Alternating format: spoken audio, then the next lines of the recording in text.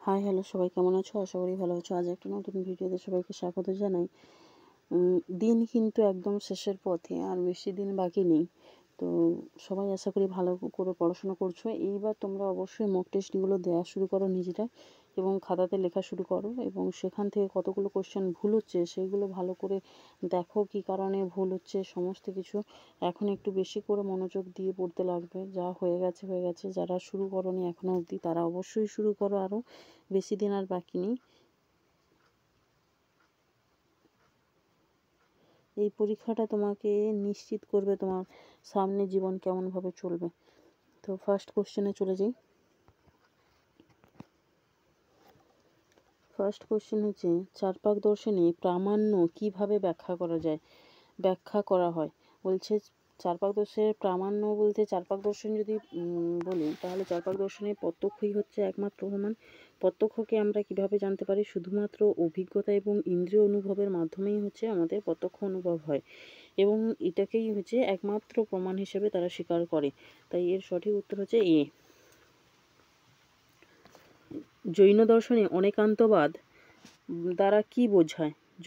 জৈন দর্শনে অনেকান্ত কথাটার অর্থের মধ্যেই আছে অনেক, যার মধ্যে থাকবে অনেক ধরনের ধর্ম থাকবে যেখানে। তাহলে এক বিন্দু মতবাদ, না বস্তুর বহু দৃষ্টিভঙ্গি মেনে চলা, না সর্বনাশবাদ, না অভেদবাদ। সি ডি তো অবশ্যই হবে না, একদমই হবে না। আর এক বিন্দু তো হবেই না, কারণ এরা অনেক বস্তুর বহু দৃষ্টিভঙ্গি, মানে একটা বস্তুর অনেক দিক থেকে বস্তুটিকে আমরা জানতে পারি, সেটা বলতে চাইছে, যেটা হচ্ছে অনেকান্তবাদের বক্তব্য। 2 হচ্ছে 3 নম্বর কোশ্চেন হচ্ছে, বৌদ্ধ দর্শনে পতিত্ব সমুৎপাত কথার অর্থ কী? পতিত্ব সমুৎপাত কথার অর্থ হচ্ছে কিনা সমস্ত বস্তু পরস্পরের ওপর নির্ভরশীল, প্রত্যেকটা বস্তুর ওপর নির্ভরশীল। আচ্ছা, এরপরে পতিত্ব সমুৎপাত সম্পর্কে আরেকটু বলে দিই। পতিত্ব সমুৎপাত তত্ত্বটা হচ্ছে বৌদ্ধদের যে 4টি আর্য সত্য আছে, সেই 4টি আর্য সত্যের দ্বিতীয় আর্য সত্যে পতিত্ব সমুৎপাত তত্ত্বের কথা বলা হয়। এবং পতিত্ব সমুৎপাত তত্ত্ব হচ্ছে বৌদ্ধ দর্শনের কার্যকারণ তত্ত্ব, যেখানে হচ্ছে 12টি নিদানের কথা বলা হয়। সেই 12টি নিদানকে একসঙ্গে ভবচক্র বলা হয়, দ্বাদশ নিদানও বলা হয়।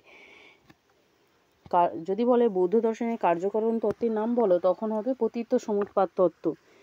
ন্যায় দর্শনে পরমার্থ তত্ত্বর অর্থ কী? পরমার্থ তত্ত্বের অর্থ কী? তা হচ্ছে বস্তু ও প্রকৃতির সাধারণতা, অঙ্গ বিষয়গত সত্যতা, সঠিক জ্ঞান এবং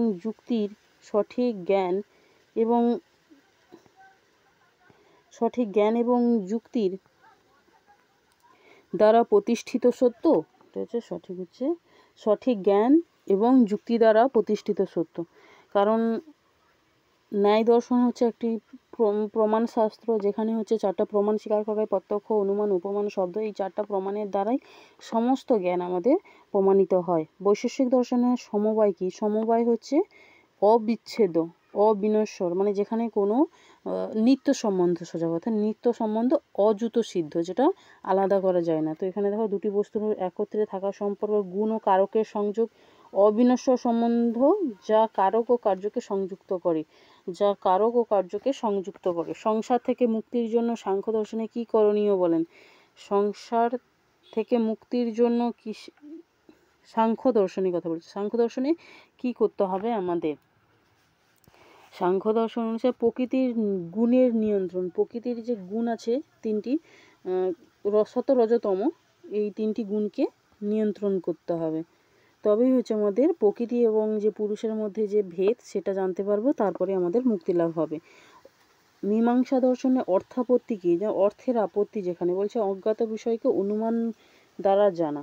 এটা হচ্ছে অজ্ঞাত বিষয়কে অনুমান থেকে জানাটা হচ্ছে অর্থাপত্তি। অর্থের আপত্তি যেখানে থাকবে সেটা হচ্ছে অর্থাপত্তি।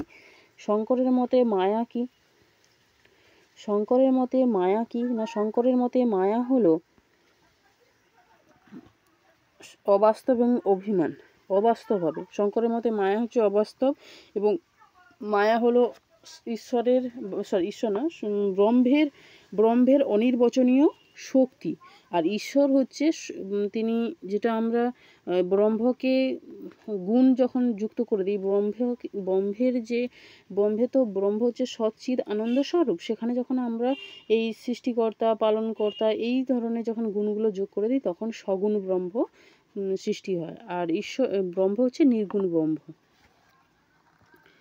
রামানুজের জীব এবং ব্রহ্মের সম্পর্ক কেমন? জীব ও ব্রহ্মের সম্পর্ক কেমন বলছে একই, সম্পূর্ণ আলাদা হবে না, একও হবে না। কি হয় না, জীব হচ্ছে ব্রহ্মের অংশ এবং নির্ভরশীল, মানে ব্রহ্মের ওপর জীব হচ্ছে নির্ভর করে এবং ব্রহ্মের অংশ হচ্ছে জীব, যেটা অপৃথক সিদ্ধি বলা হয়। যোগ দর্শনে চিত্তবৃত্তি বলতে কি বোঝায় না, চিত্তের নিবৃত্তি। চিত্তবৃত্তি হচ্ছে চিত্ত নিরোধ বা চিত্তের নিবৃত্তি। বলছে চিন্তার পরিবর্তন বা মনের নানা অবস্থা। আচ্ছা, তার আগে একটা বলি, এর উত্তর বলার আগে, চিত্তবৃত্তি কি না, চিত্তবৃত্তিগুলি হলো ক্ষিপ্ত, মূঢ়, বিক্ষিপ্ত, একাগ্র, নিরুদ্ধ, যেটা হচ্ছে সবগুলোই কি না চিন্তার পরিবর্তন এবং মনের মানসিক অবস্থাগুলোর কথা বলা হয়। পরের কোশ্চেনে চলে যাই। বলছে নৈতিকতা এবং আইনের মধ্যে পার্থক্য। হ্যাঁ, এই যে আইন, এই টপিকটা হচ্ছে কিন্তু আমাদের বেসিক যে হচ্ছে সোশ্যাল ফিলোসফি সেখানে কিন্তু নেই, কিন্তু রিসেন্ট যে হচ্ছে তোমার 11-12 যে সিলেবাস, সেই সিলেবাস অনুযায়ী কিন্তু আইন টপিকটা আছে। তো সেই অনুসারে তোমাদের আইন টপিকটা কিন্তু পড়তে হবে। আর আমি বলবো 11 এবং 12 এখন তো সেমিস্টার সিস্টেম, তো হচ্ছে যে সিলেবাস আছে সেই সিলেবাসের যে বইগুলো বানিয়েছে নতুন এখন, এবং মণ্ডল সরকারের বইটা খুব ভালো বই, যদি কেউ পারো অবশ্যই দেখো। এবং সেখান থেকে ভীষণ ভালো, যেমন আত্মহত্যা আর কৃপা হত্যা, তারপরে হচ্ছে পরিবেশ নীতিবিদ্যা, এমনকি দ্রব্য, এগুলো সমস্ত কিছু খুব সুন্দরভাবে নোট আকারে দেওয়া আছে, তো চাইলে অবশ্যই দেখতে পারো। আচ্ছা, আমরা কোশ্চেনে চলে যাই। হচ্ছে নৈতিকতা ও আইনের মধ্যে পার্থক্য কী? এর মধ্যে পার্থক্যটা বলতে হবে। বলছে নৈতিকতা বাধ্যতামূলক না আইন নয়, আইন সামাজিক নিয়ম, নৈতিকতা হচ্ছে ব্যক্তিগত মূল্যবোধ। নৈতিকতা ব্যক্তিগত নীতিমালা, আইন সামাজিক নিয়মাবলী যা কর্তৃপক্ষ দ্বারা রক্ষা পায়। এটা হচ্ছে সি হবে। হেডোনিজম তত্ত্বের সুখের প্রধান উৎস কি? সুখটা কোথা থেকে উৎপন্ন হয় সেটা বলছে। প্রধান উৎসটা হচ্ছে আনন্দ ও বেদনা থেকে মুক্তি, এটা হবে আনন্দ ও বেদনা থেকে মুক্তি। হেডোনিজমে হচ্ছে সুখই হচ্ছে মেইন। বেনথামের নৈতিক দর্শনে সর্বোচ্চ সুখের নীতি বলতে কি বোঝায়, মানে এটা বলতে হবে কি যে সর্বাধিক লোকের সর্বাধিক সুখ, এটা সর্বোচ্চ সংখ্যক মানুষের সুখ সর্বাগ্রে নেওয়া উচিত, মানে সব কিছু সবার আগে, মানে সর্বাধিক লোকের সর্বাধিক সুখ, এটা 13 অধ্যায় হচ্ছে এই উত্তর হবে। ব্যক্তিগত সুখী প্রধান, এটা হচ্ছে হেডোনিজমের তত্ত্ব, মানে ব্যক্তির আত্মসুখবাদী যেটা, সেটা হচ্ছে ব্যক্তির সুখটাই হচ্ছে সব থেকে মেন, এটা বলা হয়। পরেরটাতে চলে যাই। কান্টের কর্তব্যবাদী নৈতিকতা বা ডিঅন্টোলজিক্যাল এথিক্সের মূল তত্ত্ব কী বা মূল ভিত্তিটা কী? মূল ভিত্তি হচ্ছে নৈতিকতার কর্তব্য এবং নিয়মের ওপর নির্ভর করে, নিয়ম যেটা সেটার ওপর যে কর্তব্যবাদী তিনি হচ্ছেন কর্তব্যের জন্য কর্তব্য করতে হবে, এটা বলেছেন কান্ট। অ্যাক্ট ডিঅন্টোলজি থিওরি এবং রুল ডিঅন্টোলজিক্যালের মধ্যে পার্থক্য বলতে হবে, এটার সঠিক উত্তর হচ্ছে বি হবে। এটা হচ্ছে কি না বি হবে। কেন না অ্যাক্ট অন্টোলজিতে কি হয়, প্রতিটা ক্রিয়ার হচ্ছে বিচার করে, আর রুলে হচ্ছে রুল কথাটার অর্থ, মানে বলার অর্থই হচ্ছে সেখানে একটা নিয়ম থাকবে। রুল কথার অর্থ নিয়ম, সেখানে নিয়ম মানে যে কর্তব্যবাদটা হচ্ছে সেটা নিয়ম কর্তব্যবাদ, এটার বাংলা হচ্ছে নিয়ম কর্তব্য, যেখানে নিয়মের ওপর ভিত্তি করে সমস্ত কিছু বিচার বিশ্লেষণ করা হবে। বলছে নৈতিক সিদ্ধান্ত গ্রহণের অবজেক্টিভ নৈতিক সিদ্ধান্ত গ্রহণের অবজেক্টিভ কী হবে? ব্যক্তিগত অনুভূতি, এটা অবশ্যই নয়। সামাজিক অনুমোদন, সেটাও হবে না। ধর্মীয় বিশ্বাস, সেটাও হবে না। ব্যক্তিগত পক্ষপাতহীন বিচার, এটাই হবে। ব্যক্তিগত পক্ষপাত বিচার মানে ধরো কেউ যে বিচারক সে নিজের দিক থেকে বা নিজের সমস্ত কিছুর ওপর পক্ষপাত, মানে ধরো ব্যক্তিগত নিজেদের কোনো কেউ অপরাধ করছে সেই জায়গায় নিজেদের বলে সেটাকে পক্ষপাত করবে না। ব্যবহারিক নৈতিকতা বা প্র্যাকটিক্যাল এথিক্স এর অন্তর্ভুক্ত কোন বিষয়? সবাই জানে পরিবেশ সংরক্ষণ, প্রাণী হত্যা, কৃপা হত্যা, তারপর ভ্রূণ হত্যা, তারপরে হচ্ছে তোমার পরিবেশের সংরক্ষণ করা, পরিবেশের যে ভাগ আছে তাদের ভূমি সংরক্ষণ করা, পরিবেশকে অপচয় কম করা, এগুলো সমস্ত কিছু পরিবেশ নীতিবিদ্যা বা ব্যবহারিক নীতিবিদ্যার মধ্যে আসবে। ইউথেনেশিয়া সম্পর্কিত নৈতিক বিতর্কের বিষয় কি? নৈতিক যে সেটা কি না, রোগীর সম্মতি ও জীবন নির্বাচন, এটা একটা বড় বিতর্কের বিষয়, যেখানে হচ্ছে ইউথেনেশিয়ার অনেক ধরনের টপিক আছে, সেইগুলো থেকে মানে মেন হচ্ছে যে নৈতিকতার দিক থেকে বলা হয় যে তার কোনো একটা ব্যক্তিকে সে নিজের ইচ্ছায় মারা, মানে নিজের ইচ্ছায় তাকে মেরে ফেলা, না সে মানুষ ডক্টর ইচ্ছে করে তাকে মেরে ফেলছে, এই সমস্ত কিছু নিয়ে যে চর্চা, সেগুলো হচ্ছে একটা বিতর্কিত বিষয়।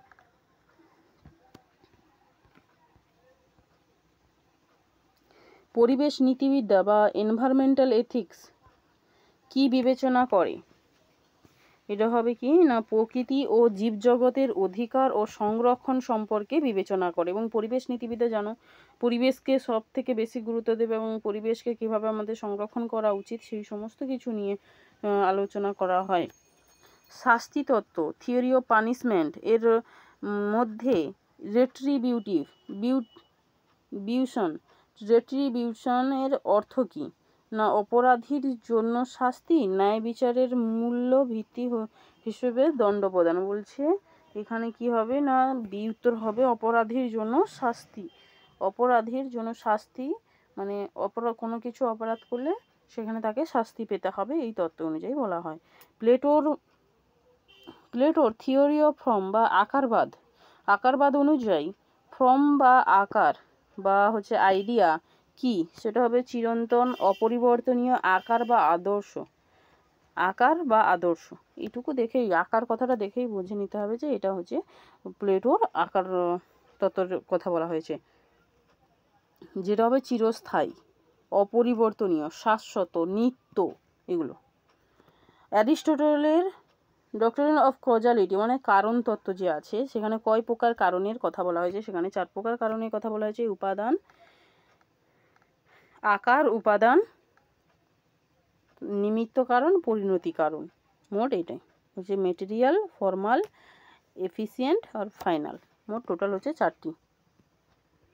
কার্তেজিয়ান বা দেকার্তের যে তত্ত্ব, সেই তত্ত্বের সন্দেহের মূল উদ্দেশ্যটা কি? দেকার্তের যে তত্ত্ব আছে সেই তত্ত্ব অনুসারে মূল উদ্দেশ্যটা কি সেটা তোমাকে বলতে হবে। বলছে সব কিছু বিশ্বাস করা, এটা ভুল। অন্যদের মতামত গ্রহণ করা, এটাও ভুল। ধ্রুব সত্য অস্বীকার করা, এটাও অস্বীকার করা। এটা আমরা যে এই যে তত্ত্ব কার্টেসিয়ান যে মেথড বা ডাউটের যে মেথড, সেই মেথড অফ ডাউট যে টপিকটা, সেই টপিকে আমরা কি জানি না, সমস্ত কিছুকে সন্দেহ করব, সন্দেহ করার পরে সেটা কোনো নিশ্চিত জ্ঞান আমাদের হবে, এবং সেই জ্ঞানটা কার মাধ্যমে হবে?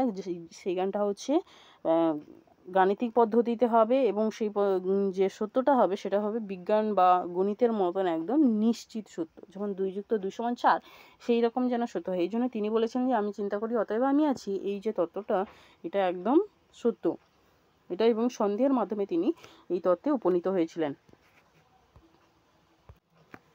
কাজিটো আর্গুশন আমি চিন্তা করি অতএব আমি আছি, এই বাক্যটি কিভাবে ব্যাখ্যা করা হয়? না এটি ব্যাখ্যা করা হয় চেতনার অস্তিত্ব সম্পর্কে। এটা আত্মারও নয়, ঈশ্বরেরও নয়। ঈশ্বর সম্পর্কে যে দেকার্তের মতবাদ সেটা হচ্ছে লক্ষণ ভিত্তিক, সেইটা আনসেলেমও স্বীকার করেন। স্পিনোজার মতে সাবস্ট্যান্স কি? স্পিনোজার মতে সাবস্ট্যান্স পরিবর্তনশীল বস্তু, না হচ্ছে 2 নম্বর বলেছে যে একমাত্র বাস্তব যা নিজের মধ্যে অনন্ত ও চিরন্তন, এক ধরনের জ্ঞান, পরমাণু ও শক্তির সমান। এটা হচ্ছে বি উত্তর হচ্ছে একমাত্র বাস্তব এবং যা নিজের মধ্যে অনন্ত ও চিরন্তন। স্পিনোজা তার দ্রব্য মানে দ্রব্য সম্পর্কে বলেছেন যে যা হচ্ছে স্বনির্ভর এবং স্ববেদ্য, যে হচ্ছে কারোর উপর নির্ভরশীল নয় এবং যার ধারণাকে বাদ দিয়ে ধারণা তৈরি করাটা যায়, বলছে এটা বলছে স্ববেদ্য। স্পিনোজার মতে দ্রব্য হলো যা স্বনির্ভর এবং স্ববেদ্য। আর হচ্ছে যদি দেকার্তের কথা বলা হয়, দেকার্তের মতে দ্রব্য কি? দেকার্তের মতে দ্রব্য হলো যা স্বনির্ভর। এবং আরও একটা জায়গাতে তিনি বলেছেন, এবং এই দ্রব্যের আরও একটা লক্ষণ স্বীকার করেছেন, সেখানে বলেছেন যে দ্রব্য হলো গুণের আধার, এটা বলেছেন। আর লাইবনিজ কি বলেছেন? যে দ্রব্য হলো চিৎ পরমাণু বা চেতন পরমাণু সমষ্টি। আচ্ছা, পরের টপিকে চলে যাবো যে লাইবনিজের মনাড তত্ত্ব। যে লাইবনিজের মনাড ধারণার বিশেষত্ব কি? আত্মা এক, অবিভাজ্য এবং জ্ঞানের ছোট একক। ছোট একক বলতে পরমাণুর যে অণু, সেটার কথা বলা হয়েছে। পরমাণু দিয়েই হচ্ছে মনাড তত্ত্বটা, চিৎ পরমাণু। তিনি বলেছেন এই যে মনাড শব্দটা চিৎ পরমাণুর কথা বলেছেন। ল কি কারণে ইনেট আইডিয়া বা জন্মগত ধারণা বা সহজাত ধারণাকে প্রত্যাখ্যান করেছেন? কারণ হচ্ছে তিনি বলেন যে আমাদের জন্মের সময় কোনো ধারণাই আমাদের মনে থাকে না। তিনি বলছে মানুষের জন্মগত কোনো ধারণা নেই, সব ধারণা হচ্ছে অভিজ্ঞতার মাধ্যমে আমাদের মনে ছাপ ফেলে এবং সেই ছাপ থেকেই হচ্ছে আমাদের সমস্ত কিছু ধারণা সৃষ্টি হয়। এবং সেটা কিসের মাধ্যমে হয়? অভিজ্ঞতা এবং অন্তর্দর্শনের অভিজ্ঞতার মাধ্যমে, যেটা হচ্ছে আবার দুইটি ভাগ, অন্তর্দর্শন এবং বাহ্য দর্শনের মাধ্যমে। বার্কলের এসেস্ট পারসেপি কথার অর্থ কি? এসেস্ট পারসেপি কথার অর্থটা কি সেটা বলতে হবে। বলছে থাকা মানে অনুভব করা, চিন্তা করাই অস্তিত্ব, ঈশ্বরী অস্তিত্বের মূল, না বস্তুগত জিনিস বাস্তব নয়। এটা সঠিক উত্তর হচ্ছে থাকা মানে এসেস্ট পারসেপি মানে হচ্ছে অস্তিত্ব প্রত্যক্ষ নির্ভর। সেটা কীরকম? না আমরা অভিজ্ঞতার মাধ্যমে পাই। অভিজ্ঞতা বলতে অনুভবের মাধ্যমে পাই। সেটা অভিজ্ঞতা কথার অর্থটাই হচ্ছে অনুভব। অনুভব বলতে যেটা আমরা সংবেদনের মাধ্যমে, যেটা আমাদের প্রথম স্টেপ হচ্ছে প্রত্যক্ষ হওয়ার আগে ফার্স্ট স্টেপ হচ্ছে সংবেদন। সেই সংবেদন হচ্ছে আমাদের অনুভব সৃষ্টি করে। এই জন্যই বলছে যে এখানে যে অপশানগুলো দিচ্ছে সেই অপশান অনুযায়ী থাকা মানে যে অনুভব করা, এটা বার্কলের এসেস্ট পারসেপির অর্থ এখানে ধরে নিচ্ছি। বলছে হিউমের মত অনুযায়ী ইমপ্রেশন অ্যান্ড হচ্ছে আইডিয়া। বলছে এখানে কি হবে, মানে এর পার্থক্যটা কি? মুদ্রণ এবং ধারণার মধ্যে পার্থক্যটা কি? বলছে মুদ্রণটা হচ্ছে বা ইমপ্রেশন হচ্ছে তীব্র অনুভূতি এবং আইডিয়া হচ্ছে কম তীব্রতার চিন্তা বা স্মৃতি, এটা বলা হয়েছে। হ্যাঁ, আর বাকি যে তিনটি অপশন আছে সেগুলো কোনোটাই হবে না।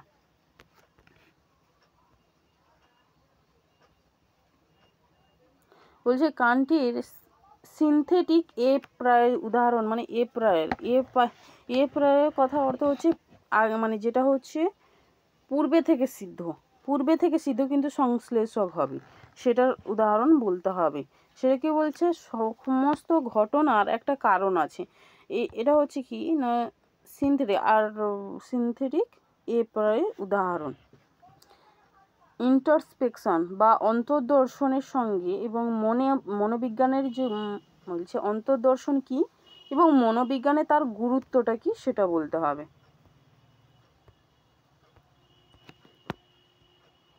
অন্তর্দর্শন কি এবং অন্তর্দর্শনে হচ্ছে মনোবিদ্যার গুরুত্ব। বলছে বাহ্যিক পর্যবেক্ষণ, এটা তো অবভিয়াসলি নয়। নিজের মনের আভ্যন্তরীণ ভাবনা ও অনুভূতি পর্যবেক্ষণ, এটা হচ্ছে ঠিক। বলছে কেন না অন্তর্দর্শনের মাধ্যমে ব্যক্তি নিজের মনের অবস্থা, মনের মানসিক অবস্থা সমস্ত কিছু সেগুলো প্রত্যক্ষ করে এবং সেটা হচ্ছে মনোবিদ্যার প্রথম পদ্ধতি। এবং দ্বিতীয় পদ্ধতি হচ্ছে পর্যবেক্ষণ, তৃতীয় পদ্ধতি হচ্ছে পরীক্ষণ হতে গেলে কিন্তু পর্যবেক্ষণ এবং হচ্ছে অন্তর্দর্শন দুইয়েরই প্রয়োজন হয়। আর অন্তর্দর্শনের মাধ্যমে ব্যক্তি নিজের মন সম্পর্কে ভালোভাবে জানতে পারে। গেস্টাল্ট থিওরি অনুযায়ী প্রত্যক্ষ বা পারসেপশন কিভাবে হয়? বলছে ইন্দ্রিয়গুলো আলাদা আলাদা তথ্যের সমষ্টি, সম্পূর্ণ চিত্র বা হোল হিসেবে বস্তুর বোধগম্যতা, পূর্ব অভিজ্ঞতার ওপর নির্ভরশীল মনস্তাত্ত্বিক প্রক্রিয়া, অজান্তেই সংবেদনশীলতার উন্নতি। এটার সঠিক উত্তর কি হবে সেটা বলতে হবে। বলছে পারসেপশন বলতে কি বোঝো? পারসেপশন বলতে বোঝায় যে সম্পূর্ণ চিত্র, অর্থাৎ আমরা যে কোনো একটা বস্তুকে যখন দেখছি বা প্রত্যক্ষ করছি তখন এটা সম্পর্কে যথার্থ এবং সুনিশ্চিত এবং সহজ ভাষায় বলে সবিকল্প জ্ঞান ঘটে। সবিকল বলতে তার বিশেষ্য থাকে, বিশেষ্য থাকে, সমস্ত জ্ঞান থাকে, সেই সম্পর্কে আমাদের জ্ঞান হয়। এবং এই যে হোল বলছে হিসেবে বস্তুর বোধগম্যতা, মানে বস্তুর সমস্ত জ্ঞান আমাদের হয় প্রত্যক্ষের মাধ্যমে। স্মৃতির প্রধান 3টি ধাপ কী কী?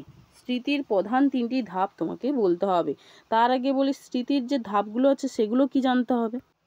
এটা হচ্ছে ফার্স্ট হবে ইনকোডিং, মানে কোনো কিছুকে নিজের স্মৃতিতে প্রবেশ করানো, তারপর তাকে হচ্ছে সংরক্ষণ করা, তাকে আবার পুনরাবৃত্তি করা।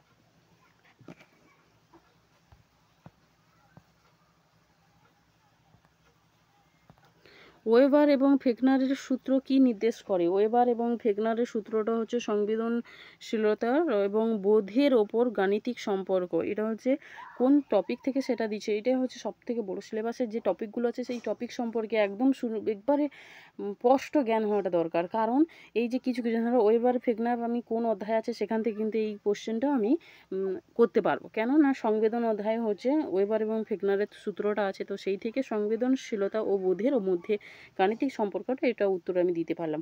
তো এরকম অনেক কোশ্চেন আছে যেগুলো হচ্ছে মানে একদম পরীক্ষার হলে গিয়েই ডাইরেক্ট মনে আসবে, তো সেটার জন্য সিলেবাসটা খুব মনে রাখাটা খুব জরুরি।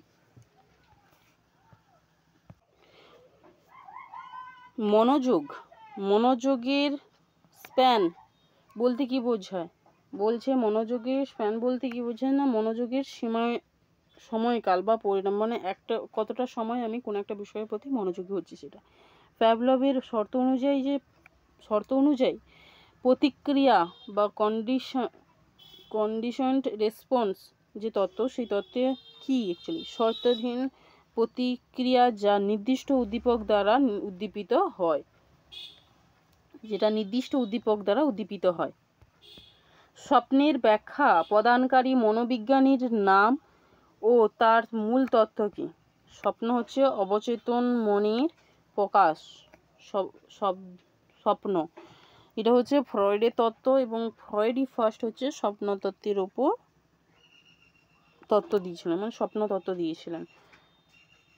ইন্টেলিজেন্সি পরিমাপের জন্য কোন পরীক্ষা করা হয়? পরীক্ষাটা করা হয়, এটা এ হবে, বিয়নের সাইমন পরীক্ষা।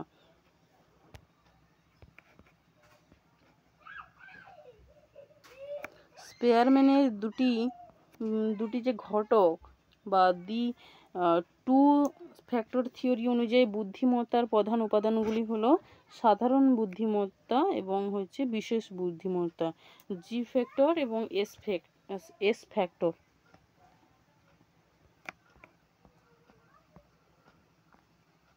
শিখনের প্রচেষ্টা ও ভুল সংসদীয় যে মতবাদ, সেটা কার না থর্নডাইকের। ওয়াটসন হচ্ছে আচরণবাদী, প্যাভলভ হচ্ছে কি সাপেক্ষ প্রতিবর্তকীয়ার প্রবক্তা। সমাজে সামাজিক গোষ্ঠী বা সোশ্যাল গ্রুপ এবং সম্প্রদায় কমিউনিটি এর মধ্যে পার্থক্য কি সেটা বলতে হবে। গোষ্ঠী শুধুমাত্র পারস্পরিক সম্পর্কের ভিত্তিতে গঠিত, সম্প্রদায় বৃহত্তর এবং সাংস্কৃতিক বন্ধনের ওপর ভিত্তি করে হয়।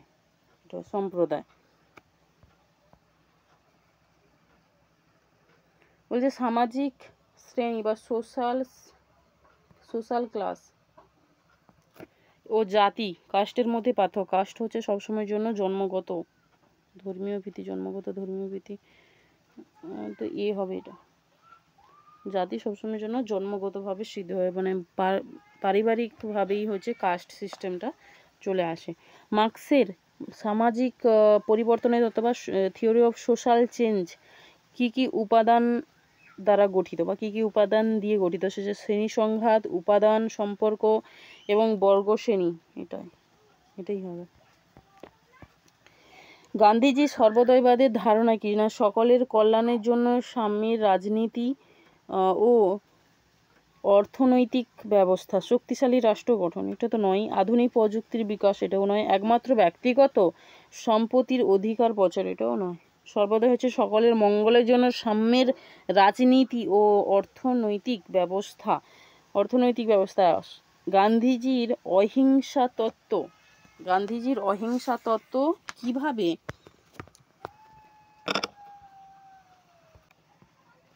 গান্ধীজির অহিংসা তত্ত্ব কিভাবে সামাজিক ও রাজনৈতিক পরিবর্তনের মাধ্যম হিসেবে কাজ করে? সামাজিক বলছে সহিংসতা বা সহিংসা বন্ধ করে, মানে অহিংসা বন্ধ করে শান্তিপূর্ণ প্রতিবাদ গঠন করে, এটাই হবে। কারণ হিংসা থেকে সেটাকে বন্ধ করতে হবে, হিংসাটাকে বন্ধ করতে হবে, করার পর সেটা শান্তিপূর্ণভাবে প্রতিবাদ করতে হবে। গান্ধীজির ট্রাস্টিশিপ তত্ত্বের মূল কথা কি? সেটা হচ্ছে সম্পদশালী ব্যক্তিরা তাদের সম্পদ সমাজের কল্যাণে ব্যবহার করবেন এবং যেন সমাজে সকলের উন্নতি সাধন হয়, এটা বলতে চাইছে। ট্রাস্টিশিপের মাধ্যমে তিনি এই কথাটি বলেছেন।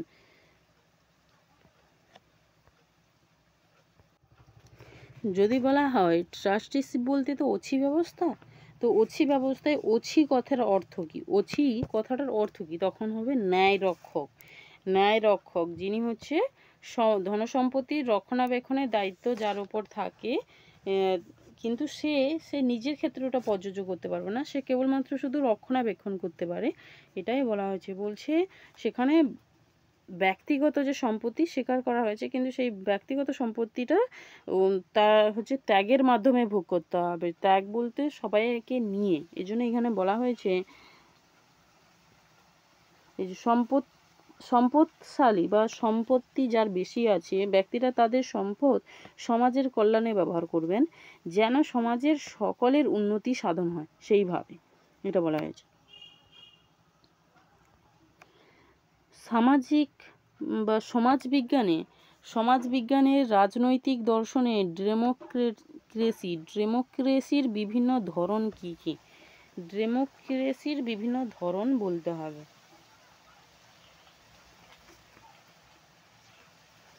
আচ্ছা, ডেমোক্রেসির যে শ্রেণীবিভাগ, সেই শ্রেণীবিভাগ অনুযায়ী দুই ভাগে ভাগ করা হয়, সেটা হচ্ছে প্রত্যক্ষ এবং পরোক্ষ।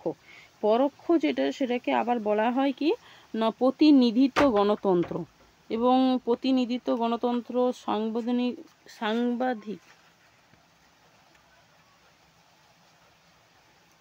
প্রতিনিধিত্ব গণতন্ত্র আবার দুই ভাগে ভাগ করা হয়, সেটা হচ্ছে উদারনৈতিক এবং সমাজতান্ত্রিক গণতন্ত্র। এটি সঠিক উত্তর হচ্ছে সাংবিধানিক বা সাংবিধানিক হচ্ছে গণতন্ত্র, এটাকেও স্বীকার করা হয়। সমাজতন্ত্র এবং ইউটোপিয়ান বৈজ্ঞানিক সমাজতন্ত্রের হচ্ছে ইউটোপিয়ান এবং বৈজ্ঞানিক যে সমাজতন্ত্র, তার মধ্যে পার্থক্যটা কি? বৈজ্ঞানিকটা হচ্ছে বাস্তবমুখী ইতিহাস, এটাই হবে, এবং ইউটোপিয়ান হচ্ছে স্বপ্নমূলক, ইউটোপিয়ান হচ্ছে কাল্পনিক। সামাজিক নিয়মের মধ্যে ফোকওয়ে এবং মোরেস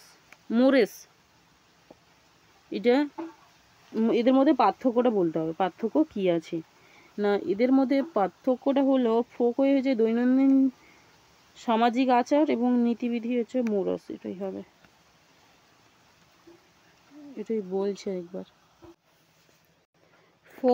ফোকওয়ে হচ্ছে লোকাচার হচ্ছে কি না, লোকাচারে হচ্ছে মানুষের স্বতঃস্ফূর্তভাবে মনের প্রকাশ ঘটে, এবং হচ্ছে এটি হচ্ছে কি হয় না সমাজে অনুমোদিত আচরণগুলো নিয়েই করে, এবং মানুষের চালচলন, খাওয়া দাওয়া, এগুলো প্রকাশিত হয় কিসের দ্বারা? লোকাচারের মাধ্যমে, এবং পূর্বপুরুষের কাছ থেকে ব্যক্তি হচ্ছে সেই লোকাচার বা মানে নিয়ম কানুনগুলো সেগুলো শেখে, কিভাবে কি সমস্ত আচার বিধিগুলো শিখে রাখে, এবং এটা হচ্ছে মান্য করা বাধ্যতা নয় যে তুমি মানতে পারো। এমন হয় যে আমাদের পরিবারে এমন কিছু নিয়ম থাকে যেগুলো আমরা মানতে পারি না বা বাধ্য নই, সেইগুলো বলতে চাইছে। এবং এটা হচ্ছে গোষ্ঠীবদ্ধভাবে এদের মধ্যে ভেদ থাকে, বিভিন্ন হতে পারে প্রত্যেকে, কিন্তু লোকনীতি, এটা তো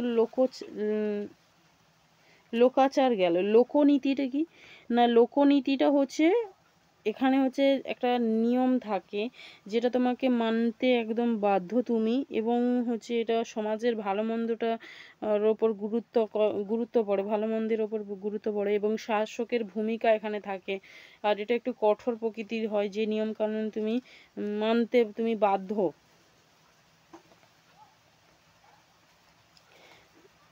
বলছে এটা হচ্ছে সভ্য সমাজের এটা একটা নীতি, যেখানে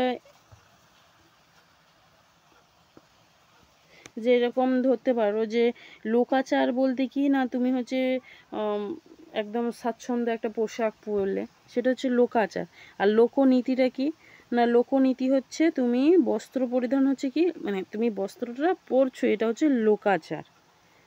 লোকাচার হচ্ছে মানে ঠিকঠাক করে একটা পোশাক পরলে, স্বচ্ছ এবং যেটা বিশেষ পরিধানযোগ্য একটা বস্ত্র, সেটা হচ্ছে লোকাচার। আর লোকনীতিটা হচ্ছে কি, বস্ত্র পরিধান যে হচ্ছে তোমার, যে তুমি যে লোকের কাছ থেকে নিজেকে বাঁচানোর জন্য বা নিজের হচ্ছে মান সম্মান রক্ষা করার জন্য পড়ছো, এটা হচ্ছে পরিধানটা হচ্ছে কি লোকনীতি। আর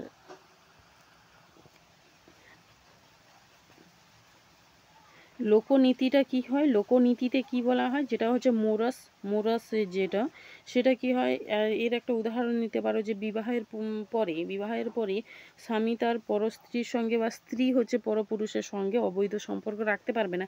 এটা হচ্ছে কি না লোকনীতি। আর লোকাচারটা সম্পূর্ণ আলাদা। লোকাচার হচ্ছে তুমি মানতে পারো না মানতে পারো, এই ব্যাপারটা থাকে লোকাচারে।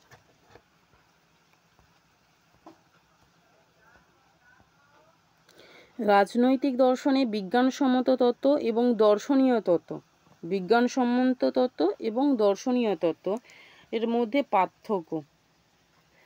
দর্শনটা তো সবসময় না ভাবনা এবং আদর্শগত হবে, আর বিজ্ঞান হচ্ছে বিজ্ঞানসম্মত তত্ত্ব হচ্ছে পরীক্ষণযোগ্য এবং হচ্ছে প্রমাণযোগ্য।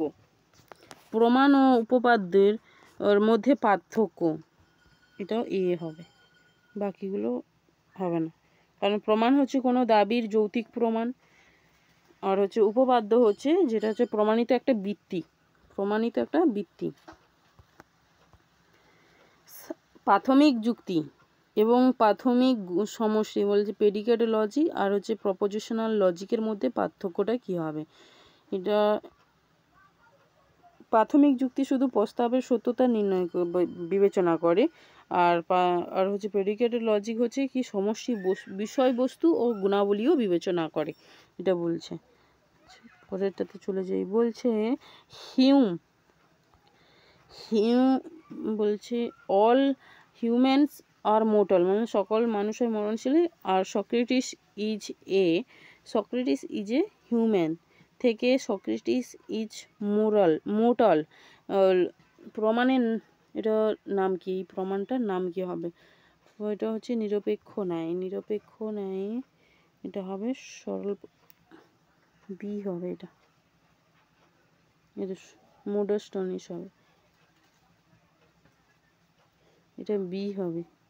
কিন্তু অ্যাকচুয়ালি এটা নিরপেক্ষ ন্যায়েরই একটা উদাহরণ, আর বাকি যেগুলো দিয়েছে এগুলো নিরপেক্ষ ন্যায়ের কোনোটাই নয়। তো এটার সঠিক উত্তর কিন্তু এটা কোনোটাই হবে না, কারণ হচ্ছে এটা একটা নিরপেক্ষ নয়।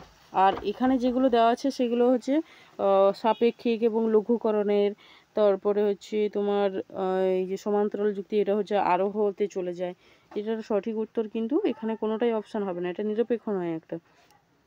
দোষ কি, দোষ হচ্ছে ভুল যুক্তি যা প্রমাণের মতো মনে হয় কিন্তু হিত্যাভাস সোজা কথায়, ফেলাসি, যেখানে মনে হচ্ছে সত্য কিন্তু সেটা সত্য নয়, ভুল যুক্তি।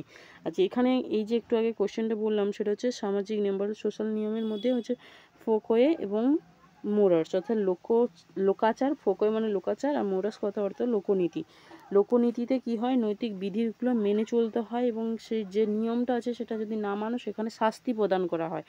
আর এখানে ফোকোয়ে বা লোকাচার, লোকাচারে সেখানে তুমি মানতে বাধ্য নও, মানুষ নিজেদের স্বতঃস্ফূর্তভাবে সমস্ত কিছু করতে পারে। এবং কিন্তু মানুষ হচ্ছে কী করে না, সামাজিক পরিবেশের সঙ্গে নিজেকে মানিয়ে নেওয়ার জন্য কিন্তু সমস্ত কিছু নিজের অজান্তেই সে সমস্ত কিছু আচারবিধি সমস্ত কিছু সেগুলো মেনে চলে, এটাই বলা হয়। যার মধ্যে তুমি লোকাচারের মধ্যে সমস্ত কিছু, যেমন রীতিনীতি আসবে, বেশভূষা, মানে ধরো ভারতীয় যে আমাদের ভারতীয় নারীরা হচ্ছে বিয়ের পরে শাড়ি পরে, এখন ট্রেডিশন হচ্ছে সেগুলো আলাদা ব্যাপার সেগুলো, কিন্তু সচরাচর কোনো একটা অনুষ্ঠান বললেই দেখবে শাড়ি পরাটা বেটার, মানে কমফোর্টেবল মনে করে। ছেলেরা হচ্ছে ধুতি পাঞ্জাবি পরাটা ব্যাপার করে। এটা হচ্ছে লোকাচার। আর লোকনীতিটা কি, লোকনীতিটা সহজ ভাষায় যদি বলি, সেটা হচ্ছে কি না, তুমি মানতে তোমাকে হবেই, বাধ্য তুমি এটা, এবং এটা না মানলে সেখানে কিন্তু শাস্তির যোগ্য থাকে, এবং সেটা হচ্ছে শাসকের ভূমিকা থাকে এই জায়গাটাতে। এই জন্য বলা হচ্ছে নৈতিক এবং ধর্মীয় বিধি। যেমন পূজা অর্চনা, যে ধরো অক্টোবর মাসে হচ্ছে তোমার দুর্গাপুজো হয়, এটা বিধি, এটা সবসময়ের জন্য প্রযোজ্য, এটা বলা হয়। এবং তিথি অনুযায়ী যে পুজো টুজোগুলো হয় সেটা বলা হয়।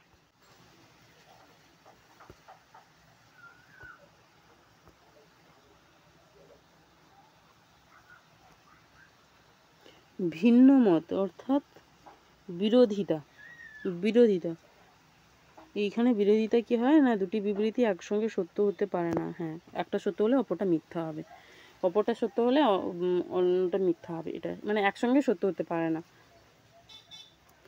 তারপরে দিয়েছে বোধগম্যতা ও বহিরঙ্গতা মধ্যে পার্থক্য। বোধগম্যতা বলতে ধারণার অন্তর্গত বৈশিষ্ট্য, বহিরঙ্গতা বলতে তার প্রয়োগের সীমা, প্রয়োগের সীমা।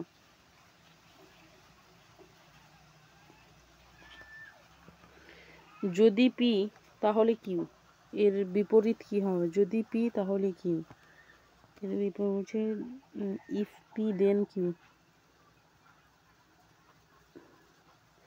মানে এটার হচ্ছে কারণ হবে, এটা উল্টে যাবে, উদ্দেশ্য বিধেয় চেঞ্জ হবে, এটাই মানে অ্যাকচুয়ালি আবর্তন করতে বলেছে। এটা বলছে একটি যুক্তির শক্তি বা ভ্যালিডিটি বলতে কি বোঝো? বলছে এর ভ্যালিডিটি হচ্ছে কি, যদি পূর্ব ধারণাগুলো সত্য হয় তবে উপসংহার অবশ্যই সত্য হবে, এটা বলছে। মানে আশ্চর্য বাক্য সত্য হলে সিদ্ধান্ত অবশ্যই সত্য হবে, এই কথাটা বলতে চাইছে। কোন ধরনের যুক্তি চক্রাকার যুক্তি নামে পরিচিত? সার্কুলার রিজনিং বলছে, যেখানে উপসংহার পূর্ব ধারণা হিসেবে ব্যবহৃত হয়, এটাই হবে, মানে একটার পর একটা চলতেই থাকে ব্যাপারটা।